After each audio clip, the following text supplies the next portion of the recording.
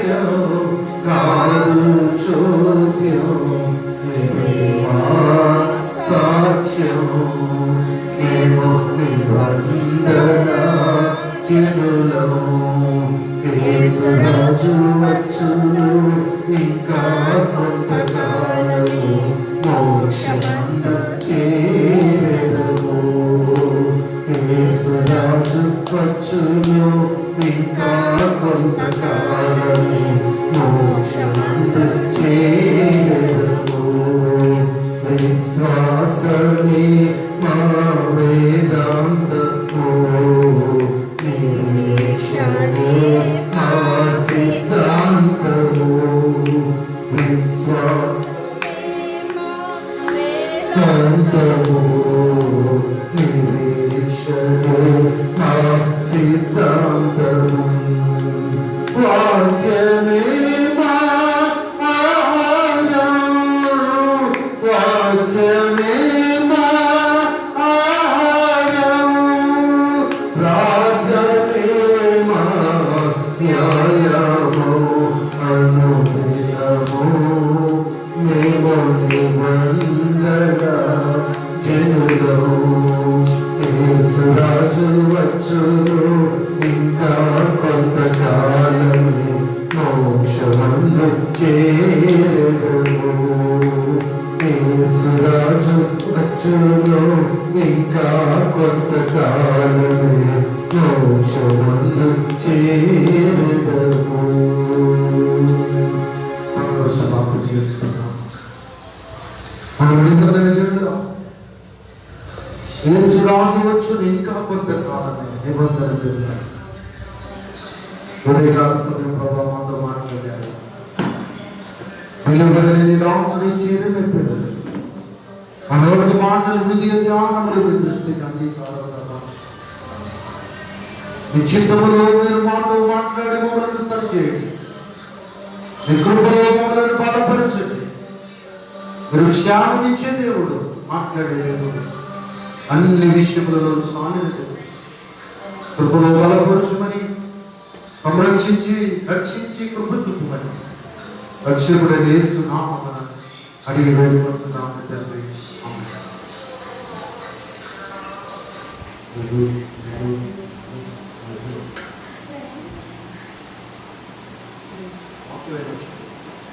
మంచిది.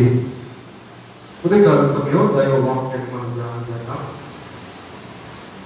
గడిచిన వారం ప్రేమ అనే అంశం ద్వారా దేవుడు మనతో మాట్లాడారు. సహోదరుల ప్రేమ, పెరిమిటి ప్రేమ, ఇంకా అనేక రీతులుగా దైవ ప్రేమను మనం కలిగి ఉండాలని దేవుడు మనతో మాట్లాడారు. ఇది కూడా ప్రభు చిత్తములో దైవ వాక్యములు మనం ధ్యానం చేయటకు దైవాంగీకార సమయానికి దైవ మందిరములో మనం చేరి ఉన్నాం. మనం ధన్యులము అని ప్రభు జ్ఞాపకం చేస్తున్నాం. ఉదయకాల సమయం మన అంశము నిబంధన. లోకములో ఒక పదాన్ని పదానికి చాలా పదాలు ఉంటాయి.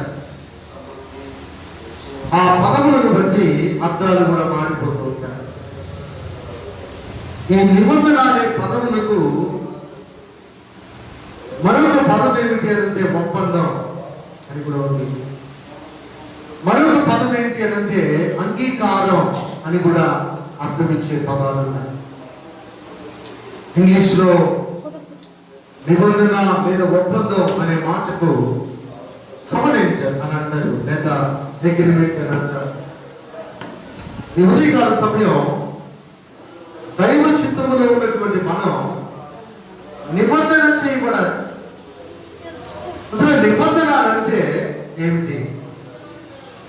నిబంధన అనగా binding promise of far reaching importance in the relation between individuals. ఇద్దరు వ్యక్తుల మధ్య ఒక సత్సంబంధం కలిగి ఉండేటువంటిదే నిబంధన. ఇద్దరు వ్యక్తులు స్నేహభావము కలిగి ఉండటమే నిబంధన.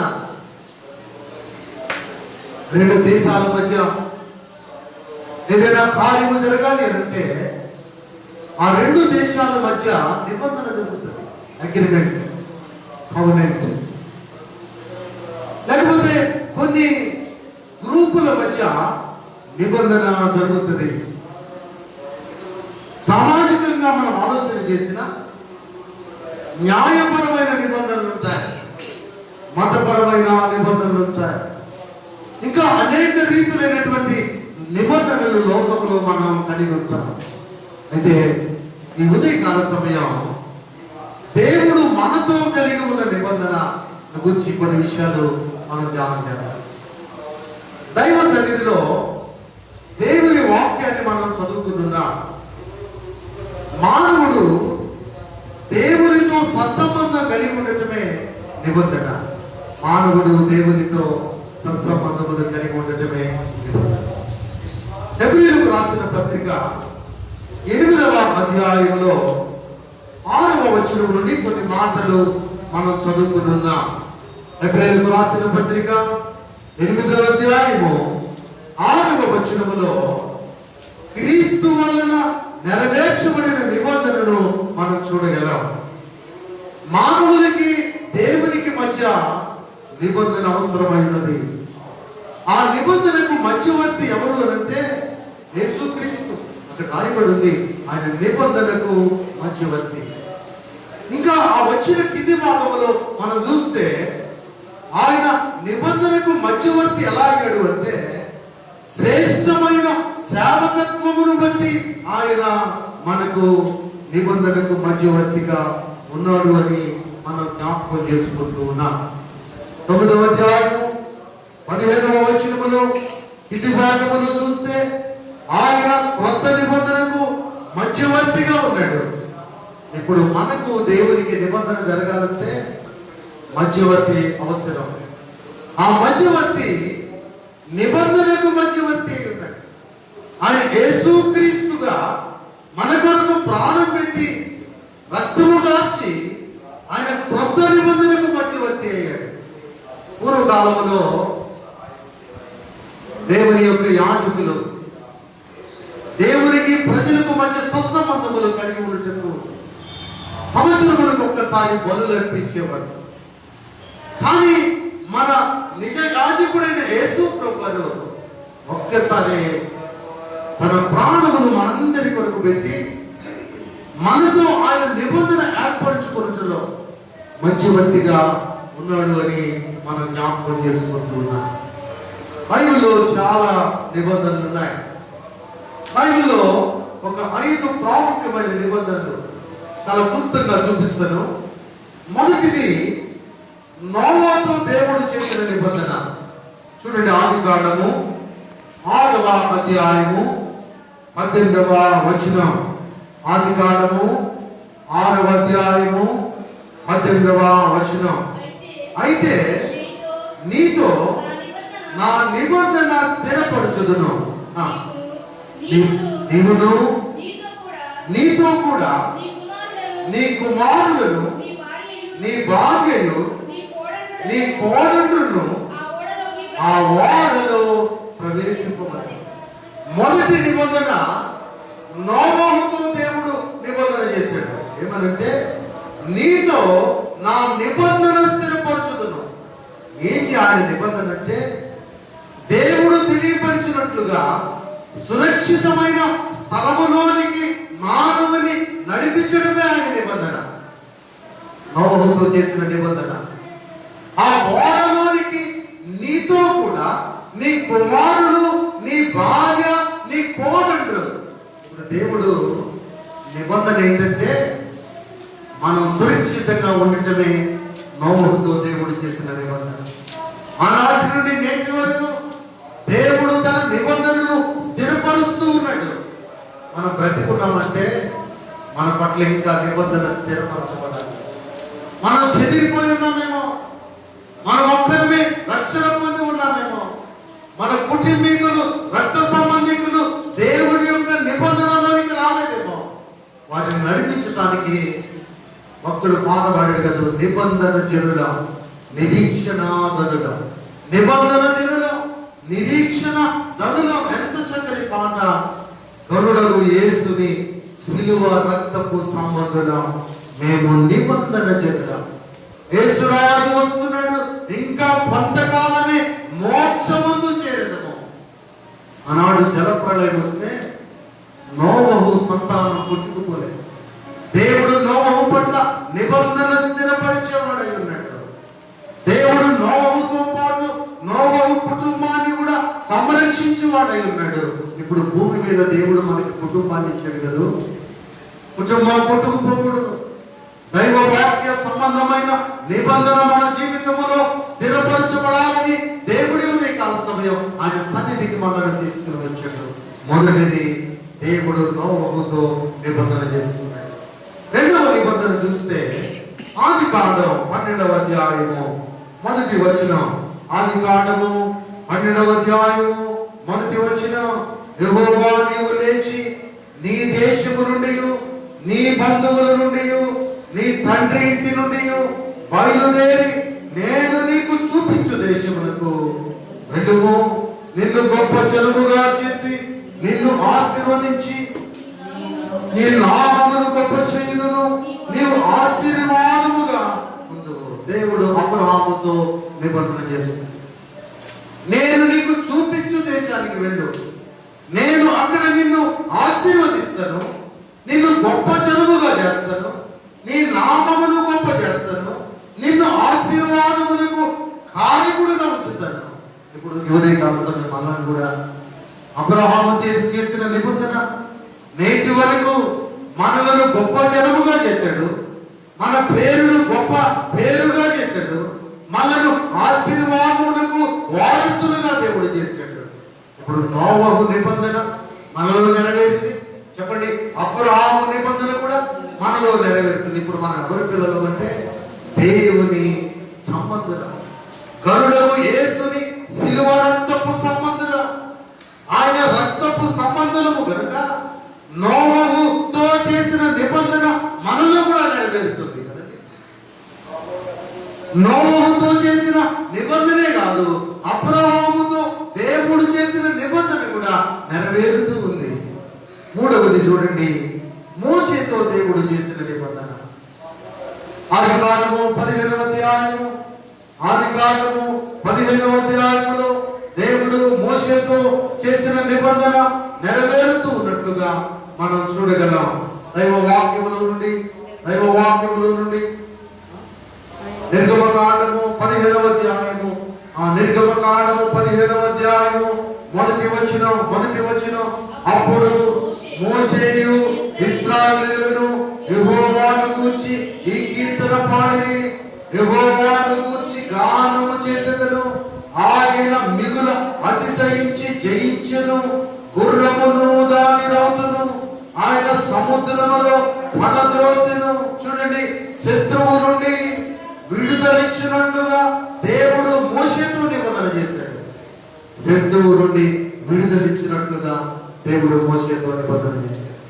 ఇప్పుడు మనం కూడా శత్రువు అయిన సాతాను మన దరి చేరకూడనట్లుగా ఆయన నిబంధనను ఆనాడు మోషేతో స్థిరపరిచినట్లుగా ఏ అపాయము మన గుడారములకు సమీపించకుండా ఏ తెగులుకు మనం బలి కాకుండా దేవుడు తన నిబంధనను స్థిరపరుస్తున్నాడు. మొదటిది నోవహు నిబంధన మన జీవితంలో నెరవేరుతుంది. అబ్రహాముతో చేసిన నిబంధన మన జీవితంలో నెరవేరుతుంది. మోషేతో చేసిన నిబంధన మన జీవితంలో నెరవేరుతూనే ఉంది. నాలుగవది దావీదుతో దేవుడు చేసిన నిబంధన. 2వ సమూయేలు గ్రంథము 7వ అధ్యాయము దావీదుతో దేవుడు చేసిన నిబంధన మనం చూడగలిగితే 2వ సమూయేలు గ్రంథము 7వ అధ్యాయము 15వ వచనం, నిన్ను స్థాపించుటకై నేను కొట్టివేసిన సౌలుకు నా కృప దూరమైనట్లు అతనికి నా కృప దూరము చేయును. నీ మట్టుకు నీ సంతానమును నీ రాజ్యమును నిత్యము స్థిరమగును. నీ సింహాసనము నిత్యము స్థిరపరచబడును అనెను. చూడండి, దేవుడు దావీదుతో తన సంతానమును స్థిరపరుస్తాను అని చెప్పాడు. సౌలుకు దైవ కృప దూరమైంది. కారణం ఏంటంటే సౌలు దేవునికి వ్యతిరేకమైన పనులు చేస్తున్నాడు. దావీదు దేవునికి ఇష్టానుసారమైన మనుష్యుడిగా ఉన్నాడు. అందుకని దావీదు దేవుని సన్నిధిలో తను చేసినటువంటి బాల్య పాపముల నిమిత్తం పశ్చాత్తాపపడ్డాడు కనుక దావీదు హృదయము దేవునికి ఇష్టముగా ఉంది కనుక దావీదుతో దేవుడు అంటాడు, నీ సంతానాన్ని నిత్యము స్థిరపరుస్తాడు. ఎంత గొప్ప అనుభవం అండి. దావీదుతో దేవుడు చేసిన నిబంధన స్థిరపరచబడింది. ఇప్పుడు మన సంతానాన్ని కూడా దేవుడు స్థిరపరిచి ఉంచుతుంది. దైవ చిత్తములో ప్రభువు చిత్తములో ఎదుగుతున్న మనం దైవ పిల్లల మనం ఇప్పుడు అబ్రహాము ద్వారా నీతికి వారసులమయ్యాం. ఐగుప్తు దాటినటువంటి అనుభవంలో ఉన్నవారుగా ఉన్నాం. మోషే బడిలో బాలురుగా ఉన్నాం. యేసయ్య బడిలో కృతార్థులముగా ఉన్నాం. మనం ఎవరు అంటే ప్రియపుత్రులం. చెప్పండి, నిబంధన చెందడం. ఎవరు మనం? ప్రియపుత్రులం, నిబంధన చెందడం, నిబంధన చేయబడిన వారు. చూడండి, 5వది చూడగలిగితే 5వది క్రొత్త నిబంధన. చదువుకున్న వాక్య భాగాన్ని మనం పరిశీలన చేస్తే హెబ్రీయులకు రాసిన పత్రిక 8వ అధ్యాయాన్ని మనం చదువుకున్నాం. హెబ్రీయులకు రాసిన పత్రిక 8వ అధ్యాయము 10వ వచనం, ఆ దినములైన తరువాత ఇశ్రాయేలు వారితో నేను చేయబోవు నిబంధన ఏదనగా వారి మనస్సులో నా ధర్మ విధులను ఉంచుదును, వారి హృదయముల మీద వాటిని వ్రాయుదును, నేను వారికి దేవుడినయుదును, వారు నాకు ప్రజలై ఉందును. ఈ ఉదయకాల సమయం ఇది క్రొత్త నిబంధన, న్యూ గవర్నెంట్. ఆనాడు నోవహుతో దేవుడు నిబంధన చేశాడు, అది స్థిరపరచబడింది. అబ్రహాముతో దేవుడు నిబంధన చేశాడు, అది స్థిరపరచబడింది. మోషేతో దేవుడు నిబంధన చేశాడు, అది నెరవేరింది. ఇంకా ఆలోచన చేస్తే దావీదుతో దేవుడు నిబంధన చేసుకున్నాడు, అది నెరవేరింది. నేటి క్రొత్త నిబంధనలో యేసు రక్తము చేత కడగబడిన మనతో ప్రభువు నిబంధన చేసుకుంటూ ఆయన అంటున్న మాట ఏంటి అంటే, వారి మనస్సులో నా ధర్మ విధులను ఉంచెదను, వారి హృదయముల మీద వాటిని వ్రాయుదును, నేను వారికి దేవుడినయుదును, వారు నాకు ప్రజలై ఉందురు. ఇది నిబంధన. అందుకనే రాజుబాబు గారు మాట రాశాడు, ఏమనంటే, ఎవరి యేసని అడిగావో ఎవరో నేయని వెళ్ళావో. చాలా మంది నేటికి నిబంధన చేయబడటంలే. ఎవరి యేసుని అడిగావో ఎవరోలే అని వెళ్ళావో. వెళ్ళటానికి వీలు. భూమి మీద నరమాత్రుడిగా పుడితే నిబంధనతో మనం చేయబడాలన్న ఉద్దేశమే కానీ వ్యర్థమైన జీవిత విధానం, కాలయాపనతో కూడిన జీవిత విధానం మనం కలిగి ఉండటం దైవ చిత్తం కాదు. అందుకనే భక్తుడు ఇలా అంటున్నాడు, ఎవరి యేసుని అడిగావో ఎవరో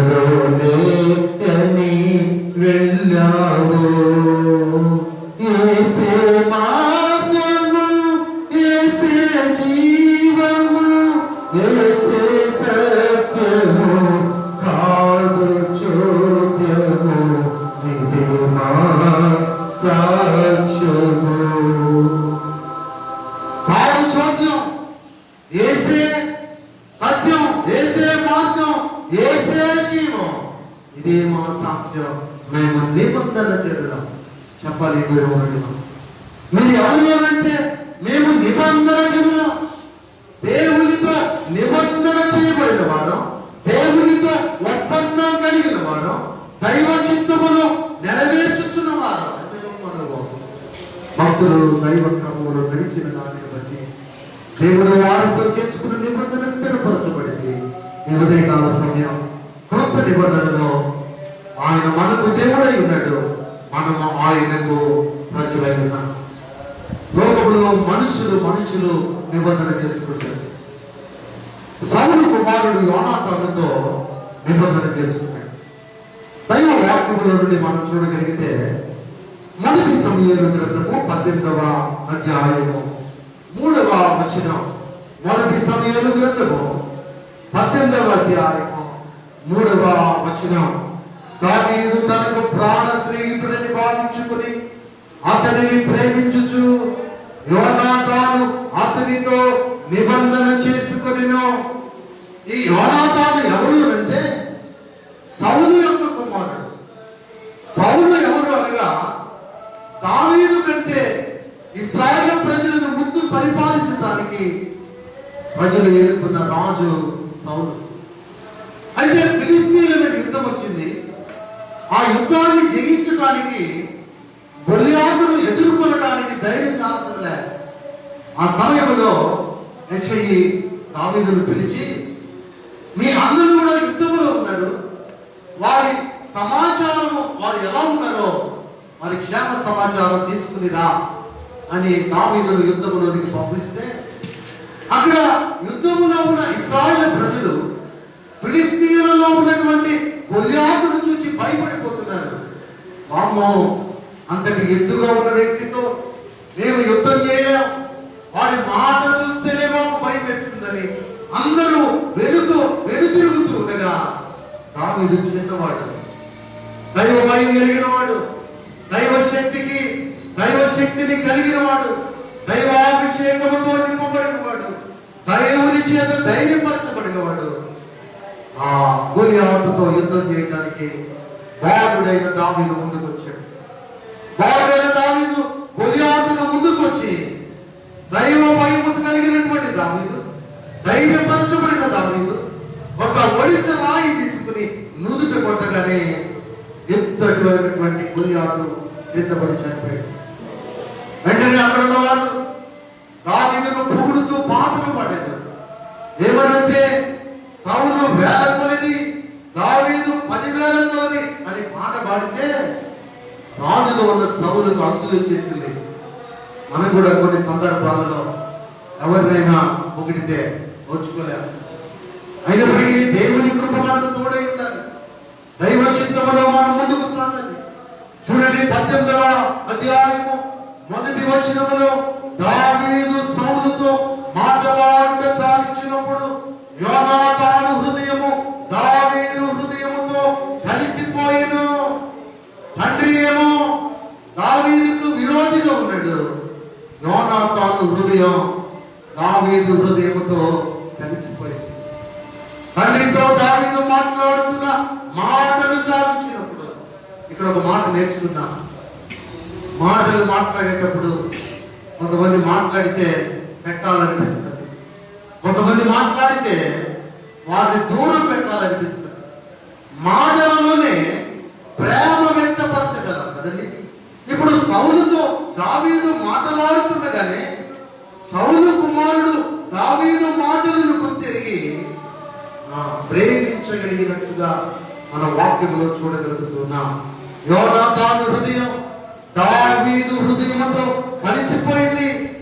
యోనాతాను దావీదును తనకు ప్రాణ స్నేహితుడిగా భావించుకొని అతనిని ప్రేమించను. ప్లీజింగ్ వర్డ్స్ అంటాం. దయగల మాటలు మనం మాట్లాడాలి. హెచ్చించుకుని మనం మాట్లాడకూడదు. ఇతరులతో మనం మాట్లాడేటప్పుడు స్నేహభావముతో కూడిన మాటలు,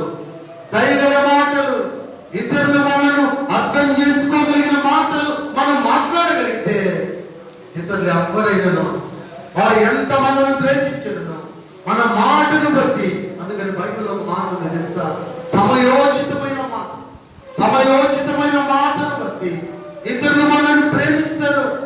సౌలు ఆపదలో ఉన్నాడు, దావీదు ఆపదలో ఉన్నాడు. ఏమిటి అంటే సౌలు అసూయతో దావీదును చంపేయాలనుకుంటున్నప్పుడు సౌలు కుమారునిలోనికి దేవుడు ప్రేమించే మనసు పెట్టాడు. కారణం ఏంటంటే దావీదు మాటను బట్టి. మనం కూడా నేర్చుకున్నాం కదా కాల్సిన దైవ పిల్లలు, నిబంధన జనులు, దేవుని పిల్లలు సమయోచితమైన మాట, దైగల మాట, ప్రేమపూర్వకమైన మాటలు మనం మాట్లాడి దైవ క్రమములోనికి ప్రజలను మనం నడిపించగలిగినప్పుడు దేవుడు మనల్ని దీవించి ఆయన నిబంధన మన జీవితంలో స్థిరపరుస్తాడు అని మనం జ్ఞాపకం చేసుకుంటూ ఉన్నాం. 3వ వచనములో దావీదు తనకు ప్రాణ స్నేహితుడిని భావించుకుని అతనిని ప్రేమించుచు యోనాతాను అతనితో నిబంధన చేసుకునెను. యోనాతాను దావీదుతో చేసుకున్న నిబంధన దైవ సంబంధమైన నిబంధన. మనం కూడా దైవ క్రమములో మనం ద్వేషించే వారిని ద్వేషించక ప్రతి వ్యక్తితో దైవ సంబంధమైన నిబంధన కలిగి ఉండాలని దేవుడు జ్ఞాపకం చేసుకుంటూ మనం ఎవరిని ద్వేషించకూడదు, కీడుకు ప్రతి కీడు చేయకూడదు. మన మాట సమయోచితమైన మాటగా ఉండాలి. ఇతరులతో మనము దైవ సంబంధమైన నిబంధన కలిగి ఉండాలి. కింద మనం 5వ వచనంలో చూస్తే దావీదు సౌలు తనను పంపిన చోటకెల్లను పోయి సుబుద్ధి కలిగి పని చేసుకుని వచ్చెను కనుక సౌలు యోధుల మీద అతనిని నియమించెను. జనులందరి దృష్టికి, సౌలు సేవకుల దృష్టికి దావీదు అనుకూలుడుగా ఉన్నాడు. మనం కూడా సుబుద్ధి కలిగి ప్రజలందరి దృష్టికి అనుకూలులుగా ఉంటాడు. ఆ వ్యక్తితో మాట్లాడాలంటే చాలా కష్టమండి. ఆ వ్యక్తి చాలా ప్రమాదముతో కూడిన వ్యక్తి అని మనం అనుకుంటే, మనల్ని కూర్చుంటే దైవ నిబంధన మన జీవితంలో నెరవేరినట్లు. దావీదు యోనాతాను ఒకరికొకరు నిబంధన చేసుకున్నారు. ఇప్పుడు దావీదు సౌలు పంపిన చోట్ల కల్లా ఎలా వెళ్తున్నాడంటే సుబుద్ధి కలిగి వెళ్తున్నాడు. చెప్పండి, ఏ బుద్ధి అంట? సుబుద్ధి. ఇప్పుడు దావీదు ఎక్కడికి వెళ్ళినా దావీదుకు అందరూ కూడా ఫాలోవర్సే, అంటే అనుచరులే. మనం కూడా మంచి మనసుతో ఉంటే ఎంతమందో అతన్ని ప్రేమిస్తారు. ఇంకా కింద మనం ఆలోచన చేద్దాం. ఈ రీతి అనుభవంలో దావీదు ముందుకు వెళుతూ ఉన్నప్పటికీ సౌలు దావీదు యోనాతాను నిబంధన చేసుకున్నప్పటికీ 9వ వచనములో నాట నుండి సౌలు దావీదు మీద విషపు చూపు నిలిపెను. అయినా దావీదు భయపడుతుంది. దావీదుకి ఎవరు తోడై ఉన్నాడు? దేవుడు. దావీదు ఎవరితో నిబంధన చేసుకున్నాడు? సౌలు కుమారుడే యోనాతానుతో దైవ సంబంధమైన నిబంధన కలిగి ఉన్నాడు.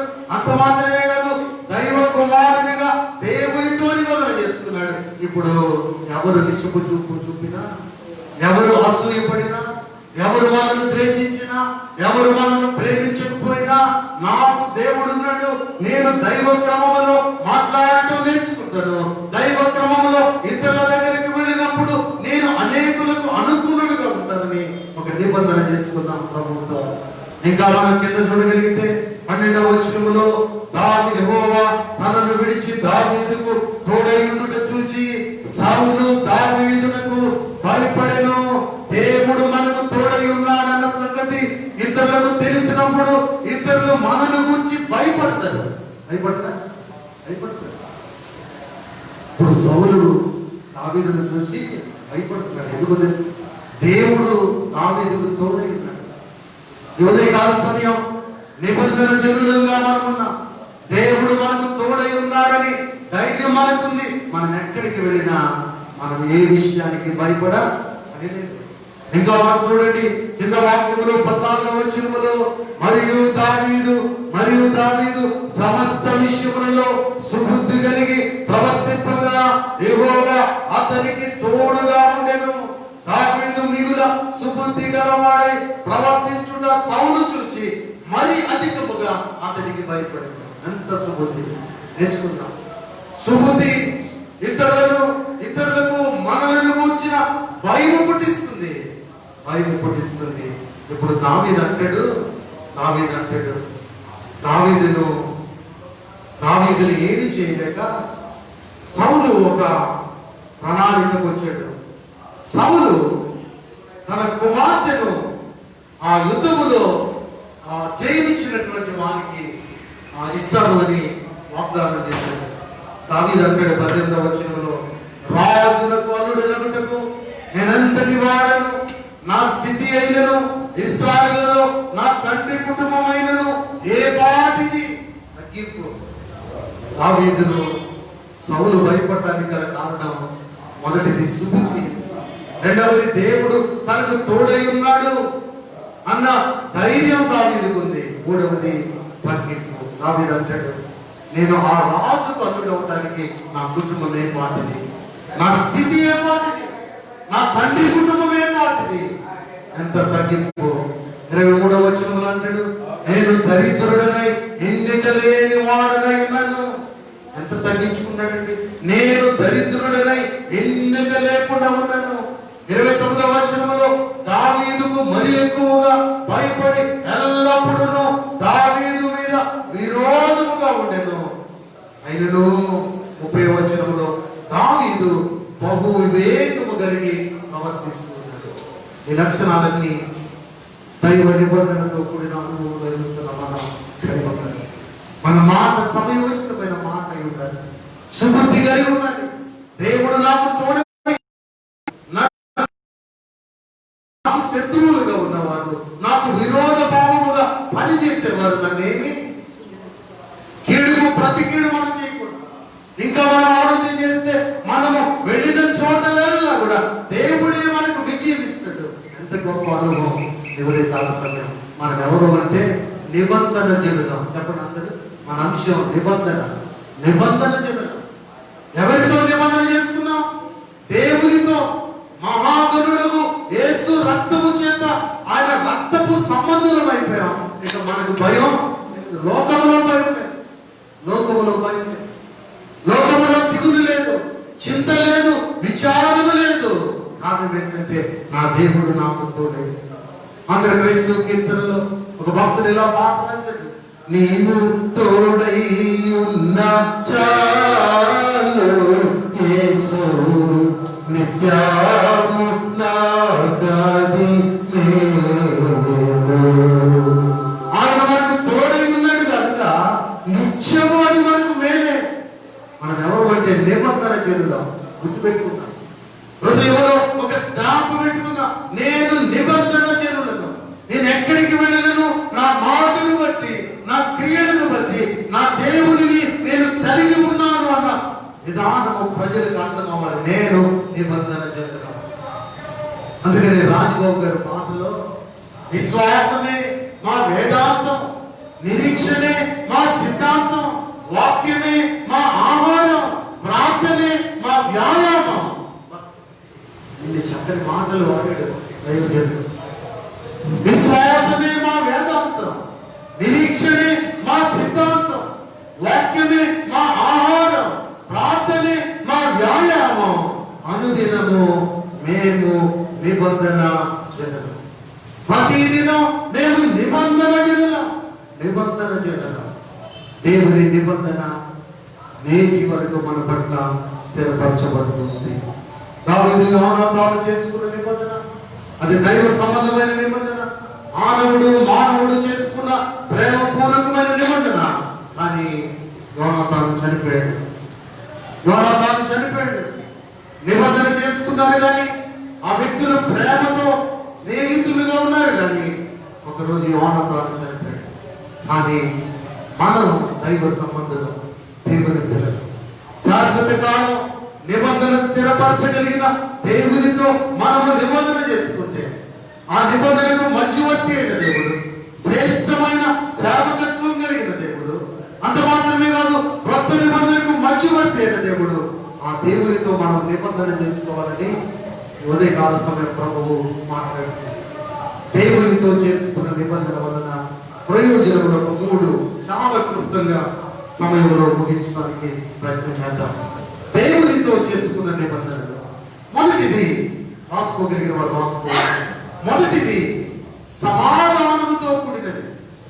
దేవునితో చేసుకున్న నిబంధన సమాధానముతో కూడినది.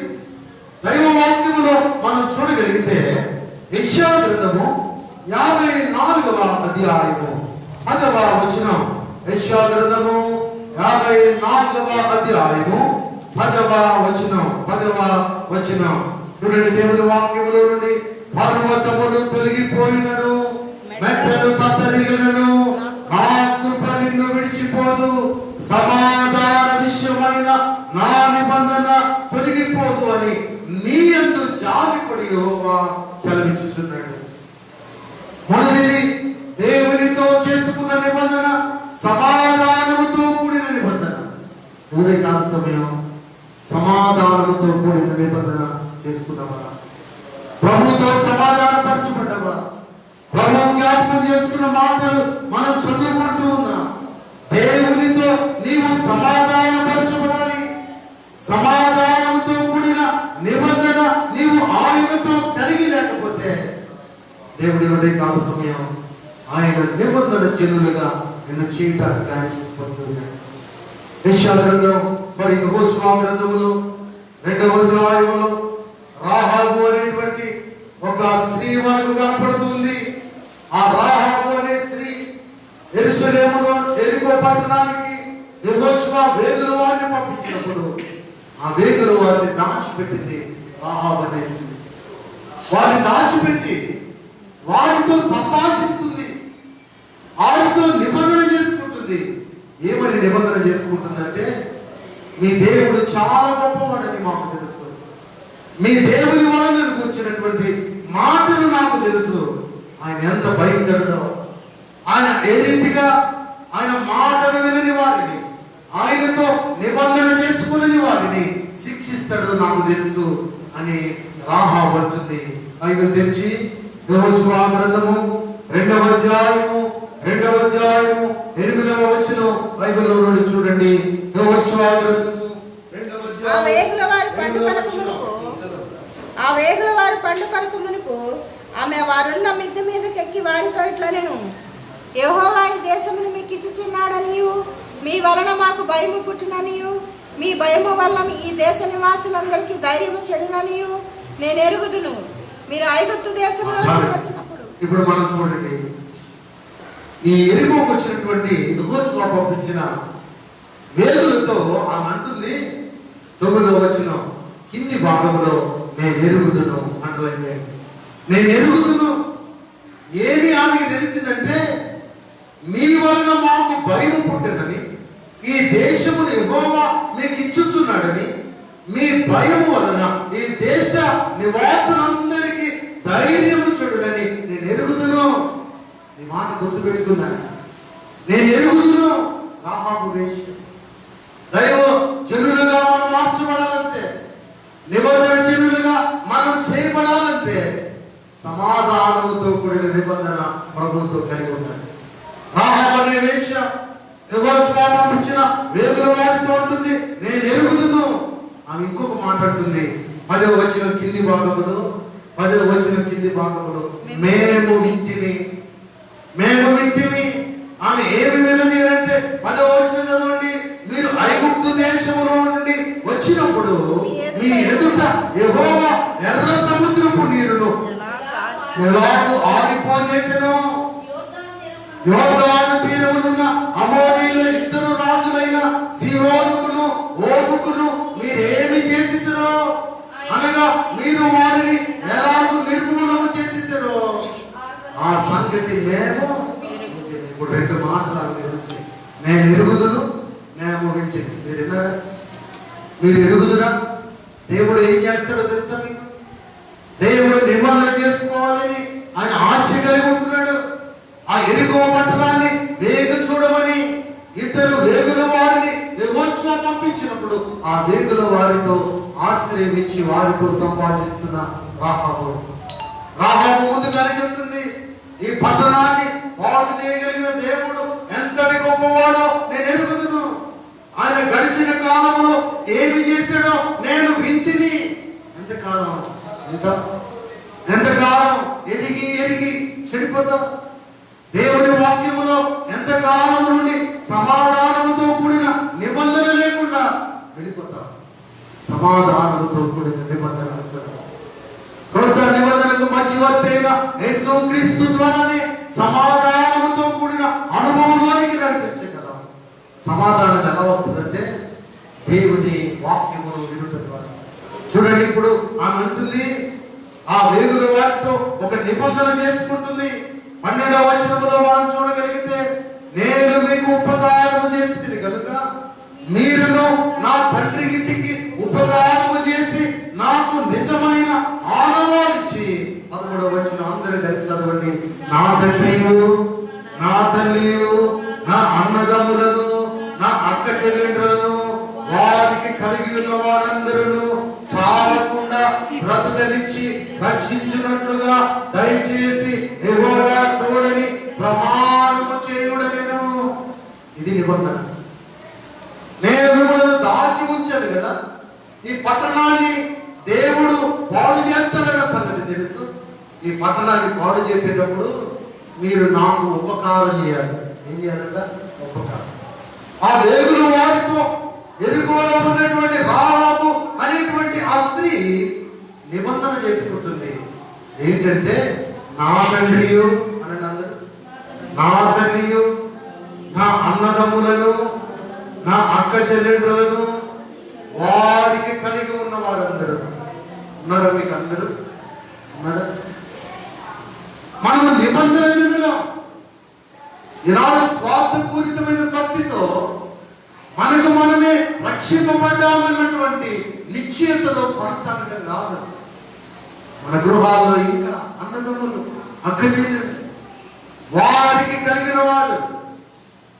నేను చెప్తాను కదా, మా తమ్ముడు కొడుకండి, మా తమ్ముడు కొడుకు కొడుకండి, అందరూ దాటిపోతుంది. అంతకన్నా పెద్ద రిలేషన్షిప్ గొప్పగా చెప్పుకుంటాం. కానీ దేవుని ఉగ్రత నుండి వారు తప్పించబడాలంటే ఏం చేయాలి? నిబంధన చేయాలి. చెప్పండి, ఎవరితో చేయాలి నిబంధన? దేవునితో చేసుకునే నిబంధన సమాధానంతో కూడిన నిబంధన. ఇప్పుడు ఎరికోలో ఉన్న రాహాబు ఆ ఎరికోకు వచ్చినటువంటి వేగుల వారితో సమాధాన పడిపోతుంది. మీరు వస్తారని తెలుసు, మీ దేవుడు ఎంత గొప్పవాడో నేను ఎరుగుదును, నేను ఆయన గతంలో చేసినవన్నీ కూడా విన్నాను. ఆ యొక్క పట్టణాన్ని పాడు చేసినప్పుడు మా కుటుంబాన్ని మాత్రం బ్రతుకనిచ్చి రక్షించే అలరని ప్రమాణం చేయండి. ఏం చేయాలట? నిబంధన. చాలా మంది అంటారు కదా, ఒట్టేయచ్చు. నేను చెప్పాలట, ఒట్టు ఉంటుందా? ఒట్టు తీసి ఎక్కడ పెడతాం? గట్టు మీద పెడతాం.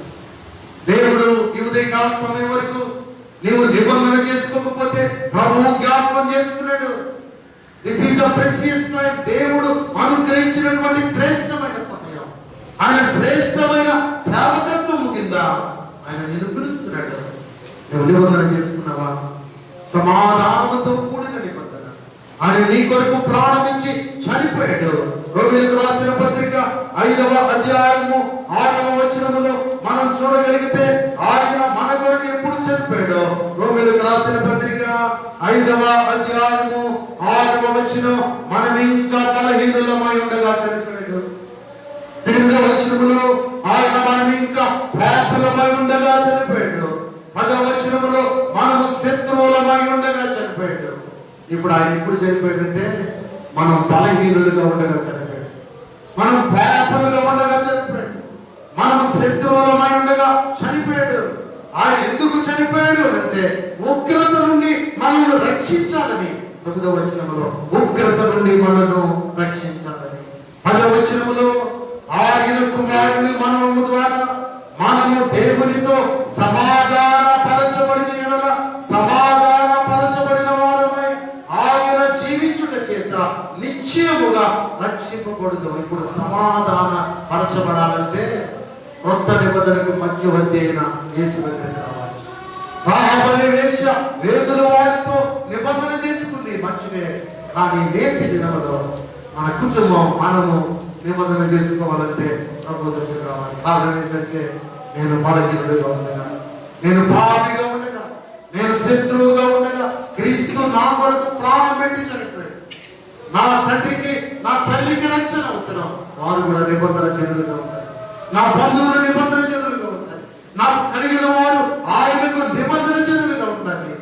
అలా ఉంటే దేవుడు మనకిచ్చే స్థితి. రోమిలికి రాసిన పత్రిక 5వ అధ్యాయం 11వ వచనములో మన ప్రభువైన యేసు క్రీస్తు ద్వారా మనము దేవుని యందు అతిశయపడుచున్నాము కానీ ఆయన ద్వారానే మనము ఇప్పుడు సమాధాన స్థితి పొంది ఉన్నాం. స్టేటస్ ఆఫ్ రికన్సిలేషన్, సమాధాన స్థితి. యేసునందు అతిశయించుటను బట్టే సమాధాన స్థితి, ఆయనకు జనులుగా మార్చబడుటను బట్టే, ఆయనకు జనులుగా మార్చబడుటను బట్టే ఉదయకాల సమయం మన బంధువులు రక్త సమాజం మనమందరం నిబంధన జనులు ప్రభుతో నిబంధన చేయబడ్డావా? ఆయన ధర్మవాక్య విధులు నీ హృదయంలో పెట్టుకున్నావా? ప్రభువు నీతో మాట్లాడుతూ ఉండగా ఈ ఉదయకాల సమయం దైవ క్రమములో దేవుని పిల్లలుగా మార్చబడుటకు నీవు ఇష్టపడితే సమాధానముతో కూడిన నిబంధన చేసుకుంటాను. అపోస్తులైన పేతురు తన మొదటి ప్రసంగములో దైవ ప్రజలు నిబంధన చేసుకోవాలని ఉద్దేశంతో దేవుడు పేతురును ప్రేరేపిస్తూ ప్రసంగములో ఉన్న అంశం ఏమిటో మన వాక్యములో నుండి చదువుకుందాం.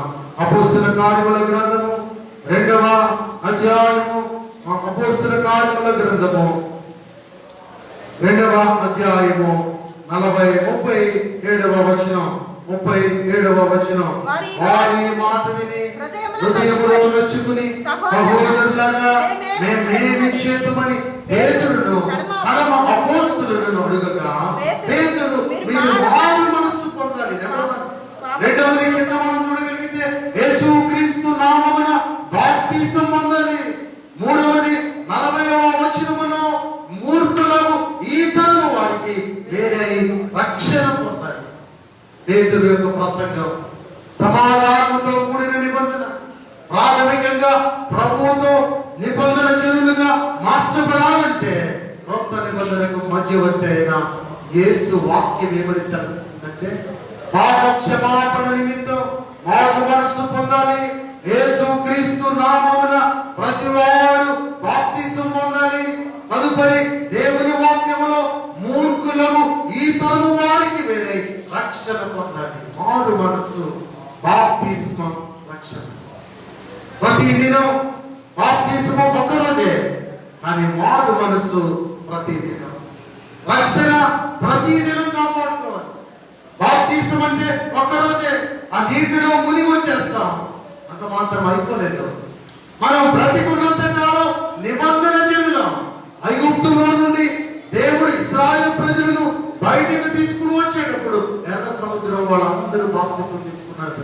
కానీ వారిని క్రమపరచడానికి దేవుడు వాగ్దానం చేసిన దేశము కనానులోనికి ప్రవేశింపజేయటానికి దేవుడు వారిని శ్రమ పెట్టుకుంటూనే ప్రయాణంలో నడిపించాడు. మనం కూడా బాప్తిసం తీసుకున్న తర్వాత ప్రతిదినం మారు మనసు రక్షణ అనుభవాన్ని కాపాడుకోవాలి. మూర్ఖులకు ఈ తరం వారికి వేరే బ్రతకాలి. ఆ దినం పౌలు భక్తుడు ప్రసంగం చేస్తే ఆ వాక్యం విని వాక్యం అంగీకరించి 41వ వచనంలో అనేకులు బాప్తిసం పొందారు. ఆ దినమందు ఇంచుమించు 3,000 మంది చేర్చబడింది. ఎంతమంది తీసుకున్నారంట? 3,000 మంది. కష్టం కదండి, 3,000 మందికి ఈరోజు బాప్తిసం ఇవ్వాలంటే ఎంత కష్టం ఒకరు. కానీ పేతురు ఆత్మావేశముతో సమాధానముతో కూడిన నిబంధనను స్థిరపరచుకుంటున్న ప్రజలు అందరితో ఆగిపోలేదు. 42వ వచనంలో బోధ యందును సహవాసమందును రొట్టె విరుచుట యందును ప్రార్థన చేయుట యందును ఎడతెగక వారు దేవునిలో ఎదిగినట్లుగా వాక్యములో మనం చూస్తున్నాం. దైవ క్రమములో ఆగస్టు మాసములో మనం ఉన్నాం. దినములు గడిచిపోతున్నాయి. సెప్టెంబర్ మాసములకు మొదటి ప్రభు దినములకు దైవ వాక్యములో రాయబడినట్లుగా సమాధానముతో కూడిన నిబంధన చేసుకుంటారు. ప్రభు రక్తములో కడగబడి ఒక ఆనవాలు సంపాదించుకుని ఆ రొట్టె విరుచుటలో ప్రార్థన చేయుటలో దైవ సహవాసములో చెయ్యి వేయడానికి సిద్ధపడతారు. ప్రభు వస్తాడు. అందుకనే భక్తుడు రాజబాబు గారు అంటున్నాడు, మోక్షమందు చేరదము యేసు రాజు వస్తాడు, ఇంకా కొంతకాలమే మోక్షమందు చేరడం. ఎక్కడ చేరతామంట? మోక్షం. నేడు దేవునితో సమాధాన పరచబడక చాలా మంది దేనితో నిబంధన చేసుకున్నారు అని అంటే, యెషయా గ్రంథం 28వ అధ్యాయము 18వ వచనం ముగిస్తున్నాను. యెషయా గ్రంథము 28వ అధ్యాయము 18వ వచనం. యెషయా గ్రంథము 28వ అధ్యాయము 18వ వచనం. మీరు చేసుకునే నిబంధన కొట్టివేయబడును. యెషయా గ్రంథం 28వ అధ్యాయము 18. మరణముతో మీరు చేసుకునే నిబంధన, పాతాళముతో మీరు చేసుకునే నిబంధన. చాలా మంది నేటి దినమున దేనితో నిబంధన చేసుకున్నారంటే మరణముతో, పాతాళముతో ఉడంబడిక చేసుకున్నారు. మనమైతే సమాధాన స్థితి పొందుటకు నిత్య రక్షకుడైన యేసు ప్రభువారితో నిబంధన చేసుకున్నాం. ఉదయ కాల సమయం నేను నిబంధన ఏమైంది? మరణముతో నిబంధన చేసుకున్నావా? పాతాళముతో నిబంధన చేసుకున్నావా? సమాధానముతో కూడిన నిబంధన నీవు కలిగి ఉన్నావా? రాహాబు అయితే తన ఇంటి వారందరూ కూడా రక్షింపబడాలని కోరుకుంది. రెండవది దేవునితో చేసుకున్న నిబంధన. ఒకటి సమాధానంతో కూడినది. ముగిస్తున్నాను. రెండవది మార్పు లేనిది. ఆయనతో చేసుకున్న నిబంధన మార్పు లేనిది. ఒక్క రిఫరెన్స్ చదువుకుని ముందుకు వెళ్ళిపోదాం. కీర్తన 89వ కీర్తన 34వ వచనం. 89వ కీర్తన 34వ వచనం. 89వ కీర్తన 34వ వచనం. నా నిబంధన నేను రద్దుపరచను, నా పెదవుల గుండా బయలు వెళ్ళిన మాటను మార్చను. ఆయనతో చేసుకున్న నిబంధన ఎలాంటిదంటే చెప్పండి, మార్పు లేనిది. Unchanging covenant. దేవునితో చేసుకున్న నిబంధన సమాధానంతో కూడినది. రెండవది మార్పు లేనిది. సమయం లేదు కనుక నెక్స్ట్ ఇంపార్టెంట్ తీసుకుని వెళ్ళలేదు. మూడవది ఆయనతో చేసుకున్న నిబంధన. చూడండి, హెబ్రీయులకు రాసిన పత్రిక 13వ అధ్యాయము 20వ వచనం. హెబ్రీయులకు రాసిన పత్రిక 13వ అధ్యాయము 20వ వచనం. 20వ వచనం. 13వ అధ్యాయము 20వ వచనం. గొర్రెల గొప్ప కాపరైన యేసును మన ప్రభువును నిత్యమైన నిబంధన సంబంధముకు రక్తమును బట్టి. ఏ నిబంధన అంటే ఆయన చేసుకున్న నిబంధన నిత్యమైనది. చెప్పండి, ఆయనతో చేసుకున్న నిబంధన ఏంటి? నిత్యమైనది. ఇప్పుడు ఆయనతో చేసుకున్న నిబంధనలు 3 చూసాం. ఒకటి సమాధానముతో కూడినది, చెప్పాలి అందరూ. రెండవది మార్పు లేనిది. మూడవది నిత్యమైనది. దేవుని నామమునకు మహిమ కలుగును గాక. నువ్వు ఆయనతో నిబంధన చేసుకుంటే ఆశీర్వదించబడతావు. ఒకవేళ ఉదయకాలం సమయం వరకు మరణముతో, పాతాళముతో నిబంధన చేసుకుంటే వేదన స్థలములో ఆ వేదన స్థలములో నిత్యము అగ్ని ఉంటుంది. ఆ అగ్ని ఆరదు, పురుగు చాలదు. భాస్కరు అగ్ని మీరు చూశాడు అంటే ధనవంతుడు చూశాడు. పాతాళములో ఉన్నాడు, మరుస్తున్నాడు. వేదనతో కూడిన అనుభవం ధనవంతుడు పరిచయం చేస్తున్నాడు. అయితే లాజరు నెమ్మది పొందుతున్నాడు. అది కూడా మనకు పరిచయం చేసింది. లాజరు నెమ్మది పొందే స్థలంలో మనం ఉంటే దేవునితో ఈ ఉదయకాల సమయం నువ్వు నిబంధన చేసుకోకపోతే, నువ్వు ఆయనతో అగ్రిమెంట్ చేసుకోకపోతే, నువ్వు ఆయనతో ఒక రకమైనటువంటి ఒప్పందం కుదుర్చుకోకపోతే, ఈ ఉదయకాల సమయంలో అనుకూల సమయం ఆయనతో కుదుర్చుకున్న ఒప్పందం. చెప్పండి, ఆయనతో కుదుర్చుకున్న ఒప్పందం సమాధానంతో కూడినది, మార్పు లేనిది, నిత్యమైనది. సౌలు యోనాతానుతో కలిసిన ఒప్పందం మంచిది, కానీ మనిషి చేసుకున్న ఒప్పందం స్థిరపరచబడదు. బ్రతికున్నంత కాలం తనలో వచ్చండి ప్రార్థన చేద్దాం. మనం బలహీనులుగా ఉండగా, మనం పాపులుగా ఉండగా, శత్రువులుగా ఉండగా క్రీస్తు మన కొరకు మరణించాడు. ఆయన మరణించి ఆయన రక్తము ద్వారా సమాధానము లేని మనకు సమాధానం ఇచ్చాడు. ఎంతైనా గొప్ప దేవుడు ఆయన. ఆయన చిత్తములో మనం ఎదుగుతూ ఉన్నాం. ప్రార్థన. మహాపరిశుద్ధుడా, ప్రేమ నమ్మకమైన మా దేవ, అగలమైన నామమును బట్టి స్తోత్రాలు. ప్రభాని ఆనాడు నోవహుతో నిబంధన చేసుకున్నాం, అబ్రహాముతో నిబంధన చేసుకున్నాం, మోషేతో నిబంధన చేశావు. దావీదుతో నిబంధన చేశావు. యేసులను క్రొత్త నిబంధన మధ్యవర్తిగా క్రొత్త నిబంధన మాతో చేశావు. నీ వాక్యము ధర్మ విధులు మా హృదయంలో మా మనస్సులో స్థిరపరిచారు. వాక్యమైన దేవుడుగా నీతో నిబంధన చేసుకోవాలని మీరు మాతో మాట్లాడారు. సుమతి కలిగి ఉండాలని ప్రభా మీ చిత్తమును బట్టి మీ నామములో మీరు మాకు తోడై ఉన్నప్పుడు మనుషులు ఎవ్వరు కూడా మమ్మల్ని ఏమి చేయలేదు. సౌలు దావీదును వెంటాడి హింసించాలనుకున్నా, చంపాలనుకున్నా తన కుమారుడు యోనాతాను తనతో నిబంధన చేసుకుంటున్న వచ్చి దావీదు యోనాతాను ప్రాణ స్నేహితులుగా ఉండుటను బట్టి దావీదుకు ఏ హాని కలగకుండా నీవు దావీదును ముందుకు నడిపించాడు. ప్రభా నీ చిత్తములో ఇక్కడ చేరిన మేము కూడా నీతో నిబంధన చేసుకోవాలని ఇష్టపడుతున్నాం. రాహాబు వేగుల వారితో నిబంధన చేసుకుంది. మన కుటుంబం దైవ క్రమములో నడిపించబడింది. అంత మాత్రమే కాదు, పేతురు దైవ ఆవేశముతో కూడిన ప్రసంగంలో 3000 మంది సమాధానంతో కూడిన నిబంధన నీతో చేసుకున్నాడు. నీతో చేసుకున్న నిబంధన అది మార్పు లేనిది. నీతో మేము చేసుకున్న నిబంధన అది నిత్యమైనది. యేసు రాజుగా మేము మోక్ష బంధములను చేర్చుటకు రాబోతున్నా. నేను ఎప్పుడు వచ్చినా నిన్ను కలుసుకునే పిల్లలుగా మమ్మల్ని సిద్ధపరచుమని రక్షకుడు యేసు నామమున అడిగి వేడుకుంటున్నాము తండ్రి.